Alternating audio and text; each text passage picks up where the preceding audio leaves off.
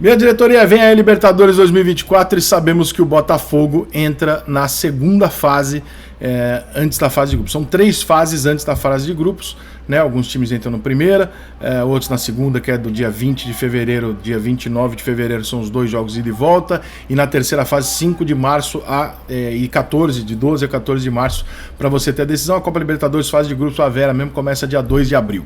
Não é bom para o futebol brasileiro? Não, porque o futebol brasileiro está sempre começando a temporada. A gente nunca tem aqui a pré-temporada de um jeito muito correto e tal. A gente sabe quais são os problemas. Normalmente o time brasileiro vai meio capengando, meio sem ritmo de jogo, sem muita confiança. O Botafogo ainda tem 2 clássicos antes do primeiro jogo.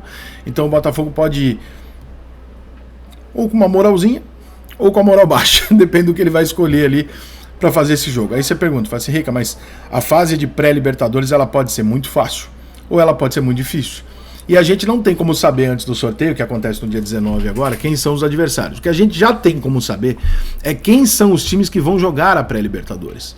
Né? Exceção feita um ou outro aqui, a gente já tem como saber quem são esses times. Então a gente, por exemplo, a gente não sabe quem é o 4 da Bolívia. Isso a gente ainda não sabe, que é o campeão da divisão, campeão da Copa da Divisão Profissional da Bolívia. A gente não tem noção ainda de quem será esse campeão. Pode ser o Bolívar, pode ser o Aurora, o Blooming, o The Strongers, o George Wistman. Estão todos eles na disputa ainda. Os outros times a gente tem quase todos definidos, alguns que vão para a fase de grupo ainda não estão definidos, mas para essa fase 1, 2 e 3, que é a tal da pré-Libertadores, nós já temos alguma definição. Então, aonde que o Botafogo pode se enroscar? Tá?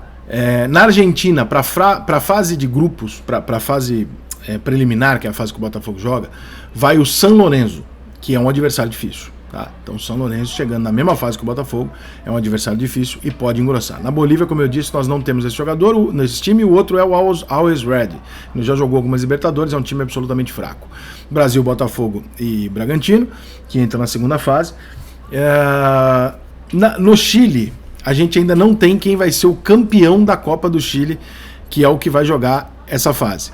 Eu posso dizer a vocês que nós estamos aqui no momento do campeonato que Colo-Colo e Magallanes estão disputando a final dessa taça, tá? Então o Colo-Colo pode aparecer nessa lista. Tá? O Colo-Colo já está nessa lista, pela terceiro colocado no Campeonato Chileno 2023. Então o Colo-Colo vai de qualquer jeito para essa pré-Libertadores. O outro deve ser, aí eu não sei se nesse caso se o Colo-Colo ganha, vai o 4º do Campeonato Chileno ou se vai o vice-campeão da Copa do Chile. Eu realmente não sei como é que é a organização disso lá no Chile para te garantir, mas o Colo-Colo e o São Lourenço estarão nesse mesmo bololô do Botafogo.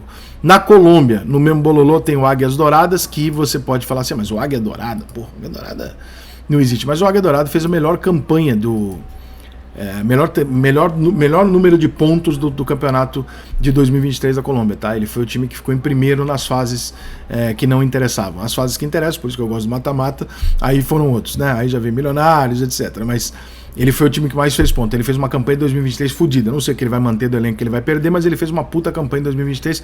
Pode ser uma surpresa. O outro é o Atlético Nacional da Colômbia, que eu espero não ter que apresentar a vocês. Então temos São Lourenço, Colo-Colo e Atlético Nacional da Colômbia entre os grandes que podem enfrentar o Botafogo. Aí nós já vamos para os países um pouco menos tradicionais.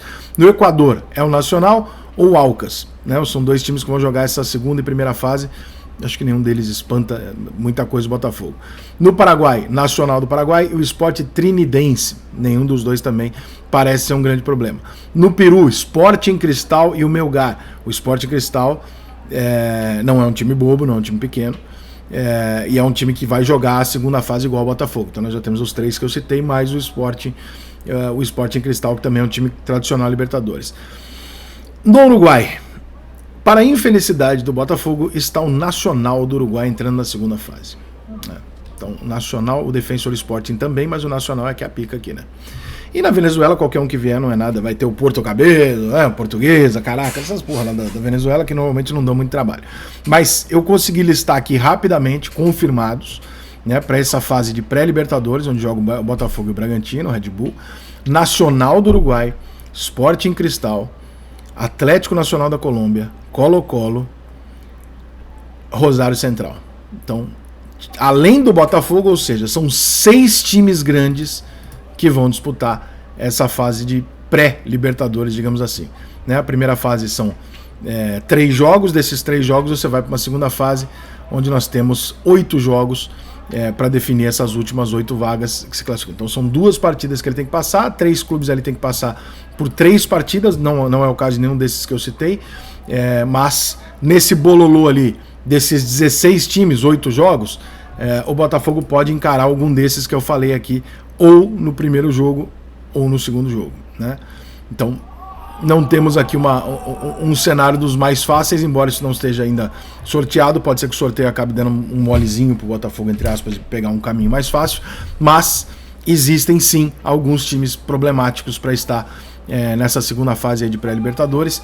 E aí, irmão, só sorte. E no dia 19 a gente vai saber, nós vamos ler a sorte do Botafogo de acordo com o que aconteceu no sorteio, com o caminho. Mas, sim, existem... É uma Libertadores que, por exemplo, não vai ter o Boca Juniors, é uma Libertadores que vai ter alguns desfalques interessantes, né? Eu posso rapidamente passar aqui, ó, River Plate já está, os outros 2 argentinos ainda não estão confirmados, The Stronger Bolívia, do Brasil a gente já sabe, o Huichipato e o Cobresal estão pelo Chile na fase de grupos, aí o terceiro colocado, que é o Colo-Colo, vem por essa mesma chave do Botafogo. Na Colômbia o Milionário já passou, falta uma vaga. A LDU já passou, Independente Del Valle já passou, e o Barcelona de Guayaquil no Equador. No Paraguai passou Libertad, Cerro Porteño, obviamente, para variar um pouco, né? Alianza Lima e Universidade no Peru também com alguma obviedade. E no Uruguai nós ainda não temos o campeão e o vice-campeão do Campeonato do Uruguai para decidir quem vai na fase de grupos, tá? Mas a gente já tem mais ou menos aí um cenário de quais são os problemas que o Botafogo pode eventualmente ter, tá? Então Peñarol e Liverpool Peñarol e Liverpool disputam. Peñarol e Liverpool devem ser os 2 times do Uruguai aí para a fase de grupo direto, tá? Mas isso ainda não está definido, mas devem ser os 2, a gente não sabe muito bem a ordem. E é isso, gente. Não sei se você, botafoguense, ficou muito feliz. Eu não fiquei, tá? Eu esperava que tivesse 2 times grandes além do Botafogo ali, que é para falar, pô, dessa sorte não pega nenhum dos 2. Mas não, são 5. Somado do Botafogo, 6. Né? E se você imaginar que o Red Bull também é uma pedra no sapato, 7. Porque o Red Bull também é um time forte. Então o Botafogo pode não ter um caminho fácil e pode não ter sido tão leve assim a perda do G4 pro Botafogo no finalzinho desse Campeonato Brasileiro. Dia 19 nós vamos saber o tamanho do problema, tá? Eu torceria para evitar qualquer um desses que eu falei. Sabe como é que é, né, irmão? Clássico é clássico, tradicional é tradicional, fora.